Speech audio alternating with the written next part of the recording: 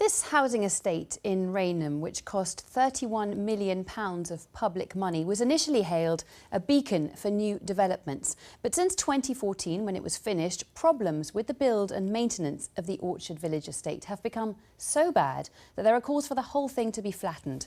Residents living there say the place is making them ill. Alpha Patel has the story. Ever since Colin Nicholas moved into his new home a year and a half ago, he's had no end of problems, especially as he has two young children. His daughter has cystic fibrosis. She was exposed to mould and damp, and obviously if there is gas coming in, then there's that as well. But long-term exposure to mould and damp, which at the end she contracted a bacterial infection. It's one of a long list of problems in his shared ownership home, including leaks, poor insulation. This is his neighbour's property, where there is widespread mould. Across the site there are poorly fitted pipes, unsecured doors and gates, faulty smoke alarms. All this at a site which is less than 5 years old. There are more than 380 homes here. It cost £80 million to build, and out of that, more than £30 million is taxpayers' money.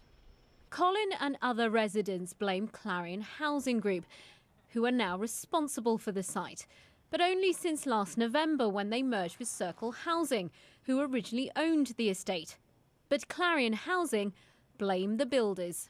We want to find out exactly what's wrong with the whole estate, so we can go in and do the job properly and put it right. These are substantial problems, and it's so unfair for people to be living like this, including the elderly and children. What will you be doing to rectify those problems? So I couldn't agree more with you. I think they have had a truly awful time. So we've already done some of the repairs that are needed, but actually we want to capture them all and go back and do all the repairs that are needed. The builder Wilmot Dixon told us tonight they take their responsibilities very seriously and gave an absolute commitment to put things right, and said they never walked away from their liabilities.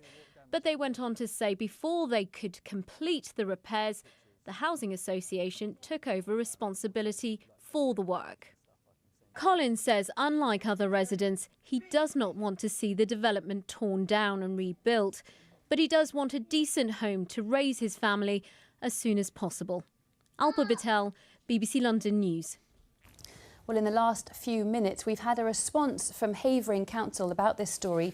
They've told us that during their numerous inspections, they did not find any issues that breached building regulations during construction.